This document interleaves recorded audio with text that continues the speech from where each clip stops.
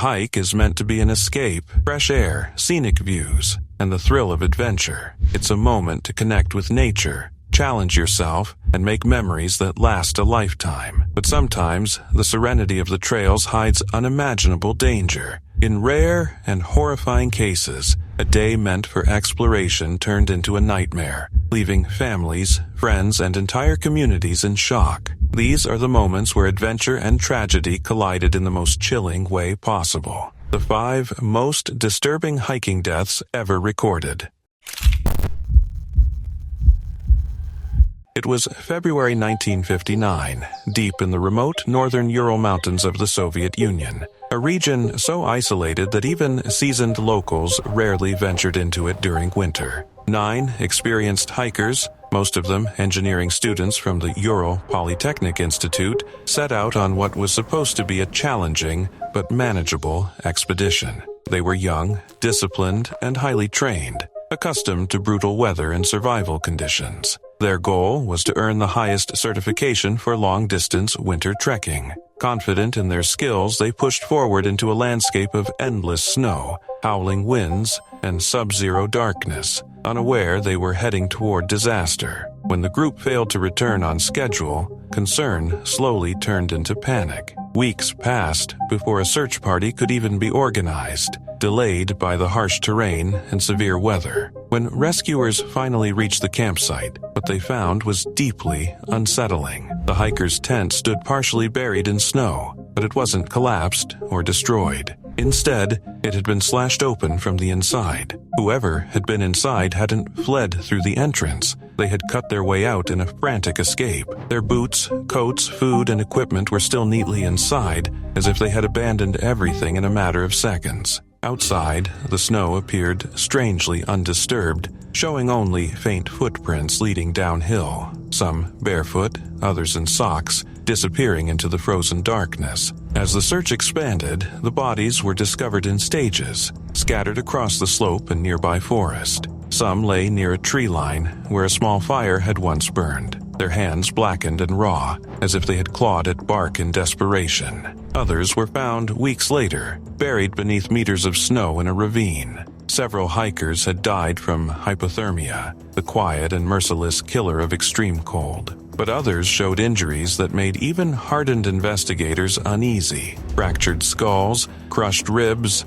and massive internal damage consistent with a powerful force. Yet their skin showed no external wounds, no signs of a fight or avalanche debris. One woman's tongue was missing, along with parts of her lips and eyes. To make matters even more disturbing, traces of radiation were detected on some of their clothing. Theories exploded almost immediately. Some blamed a sudden avalanche, though experts later questioned whether the slope was even capable of producing one. Others suspected secret Soviet military experiments, parachute mines, rocket tests, or infrasound weapons conducted in the area without the hikers' knowledge. More fringe explanations emerged as well. A Yeti-like creature, extraterrestrial involvement, or an unknown natural phenomenon. Soviet authorities eventually closed the case, concluding only that the hikers had died due to a compelling natural force, a phrase so vague it raised more questions than answers. More than 6 decades later, the Dyatlov Pass incident still refuses to be laid to rest. Every detail, the torn tent, the calm footprints leading into certain death, the impossible injuries, the radiation adds another layer to the mystery. Despite modern investigations and renewed interest, no single explanation fully accounts for everything that happened that freezing February night. The mountains remain silent, guarding their secret, and the fate of the 9 hikers continues to stand as one of the most haunting and disturbing mysteries ever recorded.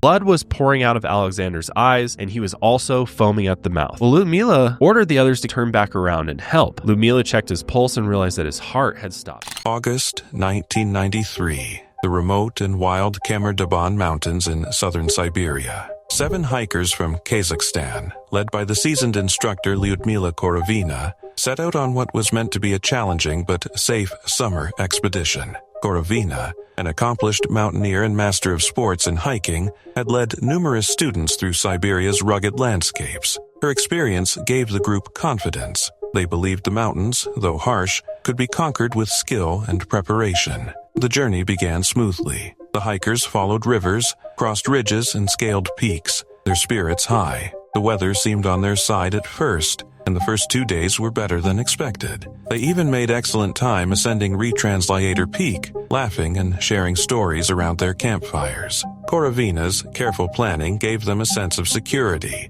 and the students, including Alexander Sasha Krisin, Tatiana Filipenko, Denis Shvachkin, Valentina Utochenko, Victoria Zalesova, and Timur Bapanov, trusted her implicitly. But the mountains are unforgiving, and on August 4th, the group faced a sudden, relentless rainstorm as they began descending from the higher ridges. Exhausted and soaked to the bone, they were forced to camp in an exposed area, with jagged rocks and whipping winds offering little protection. That night, their attempts to build a fire failed repeatedly. Cold, wet, and tired, the hikers huddled together, unaware that the next day would bring unimaginable terror. Morning came, and the hikers finally managed to light a fire. They ate breakfast, packed their gear, and continued their descent toward lower altitudes, thinking the worst was over. But at 396 meters, 7,861 feet, the mountains revealed their dark side.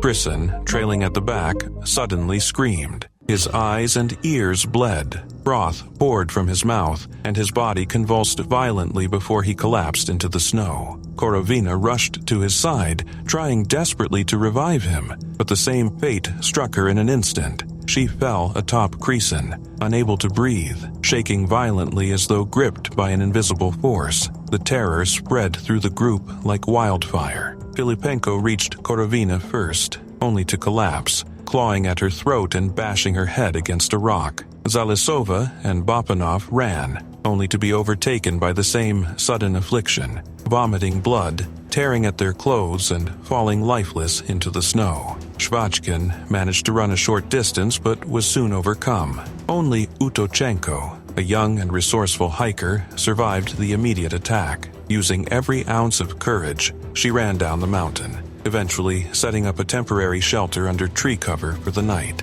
Alone and terrified, she spent 4 days following power lines and rivers, hoping someone would find her. Her survival was a narrow escape. On August 9th, a group of Ukrainian kayakers discovered her and took her to the nearest police station.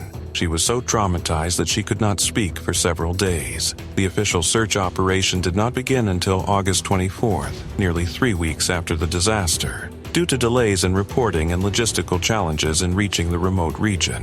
Helicopters located the bodies over the course of 2 days. When recovered, the hikers' bodies were partially undressed, echoing the eerie details of the Dyatlov Pass incident decades earlier. Autopsies concluded that hypothermia had killed 5 of the hikers, and Korovina had suffered a heart attack, with malnutrition noted as a contributing factor. Despite the medical explanation, the nature of the deaths remained deeply unsettling. Witness accounts from Utochenko described sudden, almost instantaneous collapses, as if the mountain itself had struck them down. The combination of physical trauma, convulsions, and the inexplicable sequence in which the hikers fell left experts baffled. Was it an unknown environmental hazard, a toxic gas released by the mountain, or some other mysterious force? To this day, no definitive answer exists. The Khamar-Daban incident remains a haunting and chilling reminder of nature's unpredictability. It is a story of careful planning undone by sudden terror.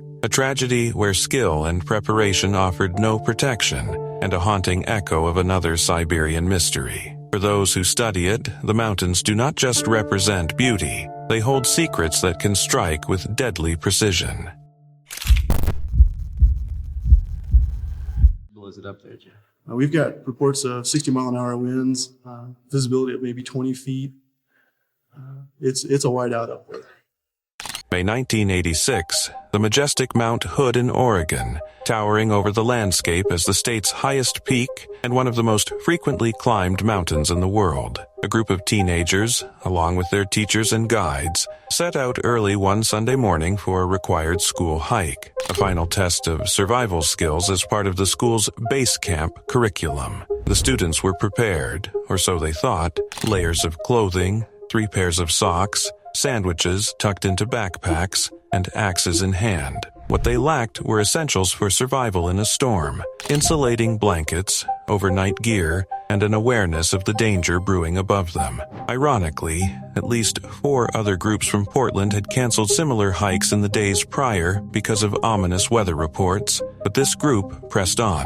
They began their climb at 2 a.m., energized by youthful determination and the thrill of adventure. Within an hour, the mountain reminded them of its unforgiving nature. A sudden snow flurry began to sweep across the south face, and 6 members of the party chose to turn back, aiming for the warm lodge below. They were instructed to wait until the rest of the group caught up by 6 p.m., but the remaining climbers, undeterred, continued toward the summit. By mid-afternoon, clouds had swallowed the peak, reducing visibility to near zero. The wind howled, temperatures plummeted, and the wind chill reached roughly 50 degrees below zero. The group, less than 100 feet from the summit, was forced to turn back. Exhausted and disoriented, the hikers found themselves stranded on the mountainside as the storm intensified. One of the boys began showing signs of hypothermia, shaking uncontrollably, lips turning blue. The others spent hours digging a snow cave, piling snow over them for insulation, and huddling together to try to save him. The freezing night stretched on, with the relentless storm battering the fragile shelter. The next morning, guide Ralph Summers and student Molly Shula set out for help. After hours in the storm, they reached Mount Hood Meadows, a ski resort 3 miles away, to alert authorities. By then, 31 hours had passed since the group first set out, and a massive search operation, including helicopters and snowcats, was already underway. Rescuers found the first 3 victims, 15-year-olds Aaron O'Leary, Allison Litzenberger, and Eric Sandvik, but all were already beyond saving. Over the following day, the searchers discovered the snow cave where the rest of the group had taken shelter. Inside, 8 climbers were found, most already dead or barely clinging to life. 2 students, Brenton Clark and Giles Thompson, were still alive but severely frostbitten, with slow heartbeats and body temperatures perilously low. The remaining victims, including teacher Marion Horwell and students Tasha Amy, Susan McClave, and Patrick McGinnis, had succumbed to hypothermia or exposure. The struggle to evacuate the survivors was monumental. Each person had to be carried over 700 feet of snow to reach helicopters waiting above. Thompson faced the unimaginable. Doctors had to amputate both of his legs and remove damaged muscle tissue to save his life. Clark would spend 6 weeks recovering in the hospital, but eventually went on to lead a full, accomplished life, a rare light in the shadow of tragedy. In total, 9 people died, including 7 students, making this the second deadliest alpine accident in North American history. Families were left devastated, wondering how this disaster could have been prevented. As Richard Hayter Sr., father of one of the victims, told reporters at the time, "I am heartbroken. It could have been avoided." Even decades later, survivors describe the horror as surreal. Time stretched, senses dulled, and death seemed an invisible companion on the icy slope. The Mount Hood school hiking disaster is a chilling reminder of nature's unpredictability and the thin line between adventure and tragedy. The loss of these 2 beloved friends, 70-year-old Christine Muchler and 76-year-old Kathy Pickard, is still hard for many to process. It was supposed to be a peaceful day on the trail, a crisp morning in Washington State's Olympic National Forest, where the towering firs, moss-draped trees, and quiet streams promised solace and adventure. A group of longtime friends, 3 women in their 70s, set out toward Lena Lake, a favorite hiking spot. Christine Muchler, 70, and Kathy Pickard, 76, were experienced hikers. Along with Kathy Todd, 74, they laughed, reminisced, and soaked in the beauty of the forest, never imagining that the forest itself would turn deadly. As the trio moved along the trail, the quiet was suddenly shattered by a deafening crack, a sound that would haunt Todd for the rest of her life. A dead fir tree, rotted and unstable, had split and collapsed, falling directly onto the path where Muchler and Pickard were walking. Todd ran instinctively, adrenaline surging, but when she looked back, she saw her friends lying unconscious. pinned beneath the broken branches that had fallen from 10 feet above. The chaos of the moment was almost surreal. The forest that had been serene seconds before was now a scene of disaster. Emergency-trained hikers nearby, 2 doctors, rushed forward and began to tend to the victims. Pickard, struck with fatal force, was killed instantly. Muchler, though still breathing, was gravely injured. Todd, shaken but uninjured, scrambled to a nearby clearing and called 911, her voice trembling as she relayed the emergency. A rescue helicopter from Naval Air Station Whidbey Island arrived more than an hour later. Muchler was carefully hoisted into the basket and flown to Harborview Medical Center in Seattle. But tragically, she died just minutes before arriving. Pickard's body remained on the trail until a rescue crew could safely recover it.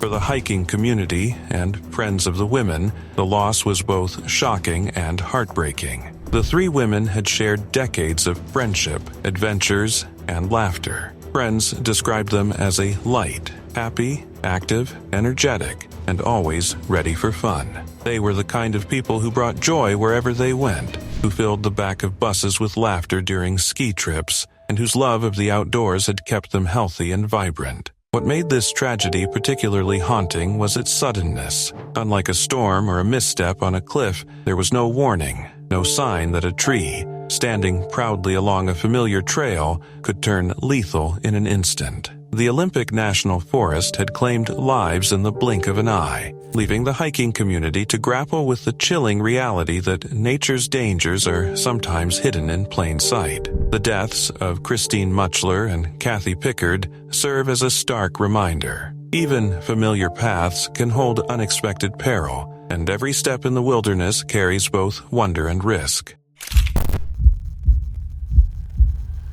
Late December 2025, Mount Slamet, Java, Indonesia, a towering, mist-covered volcano, renowned for its challenging trails and breathtaking summit views. For 18-year-old Shafiq Ridan Ali Razan, it was meant to be the pinnacle of an adventure, a chance to test his endurance and resilience alongside his friend Himawan Haidar Bahran. The pair set out from Dipajaya Base Camp in the Pemalang Regency on December 27th. Spirits high, packs loaded, eyes on the summit. The climb began under clear skies and chilly mountain air. Both friends navigated the steep slopes, crossing rivers and scrambling over rocks with the confidence of youthful determination. But Mount Slamet is unpredictable, and the mountain's challenges would soon reveal themselves. On the second day, Bahran suffered a muscle cramp that made continuing impossible. Exhausted and in pain, he had to pause. Razan, refusing to leave his friend behind but determined to secure help, made a critical decision. He would descend the mountain alone to find assistance. That split decision set off a chain of events that no one could have foreseen. The terrain was treacherous. Steep inclines, loose rocks, and icy patches covered in early morning frost. Razan's descent took him near a ravine, a hidden danger lurking beneath the forest canopy. At some point, his footing gave way. Evidence later revealed a fracture in his left thigh, indicating he had tumbled approximately 65 feet down the slope, landing in a ravine far below the trail. Alone and injured, he had no way to call for help. Meanwhile, Bahran struggled to reach the next checkpoint, eventually making it to Post 9, less than 2,000 feet from the summit. Exhausted and anxious, he was found alive by rescue teams on December 30th, but Razan remained missing, sparking a 16-day search operation that would test the endurance and resolve of volunteers, police, and rescue personnel. Teams combed the dense forests, navigating steep ravines, slippery trails, and unpredictable weather, all while racing against time. Finally, on January 14, 2026, volunteers located Razan's body near Post 9 at the base of the ravine. It was a devastating sight, a young life lost to a single, fatal misstep on a mountain that promised adventure but delivered tragedy. Rescue teams carefully worked to retrieve him, lowering him from the ravine and carrying him down the slope with painstaking caution. Despite their efforts, the delay caused by the difficult terrain and days of searching meant he could not be saved. For Razan's family, the loss was incomprehensible. What was supposed to be a thrilling journey became a story of misfortune and heartbreak. The tragedy highlighted the dangers of even routine hikes, the unforgiving nature of mountainous terrain, and how a single decision, separating from a companion, can have fatal consequences. Mount Slamet, like many peaks before it, claimed a life that could have survived under slightly different circumstances. It serves as a sobering reminder for hikers everywhere. Mountains do not discriminate. They respect neither age, experience, nor courage. One wrong step, one moment of isolation, and the adventure can turn into a nightmare that haunts those left behind.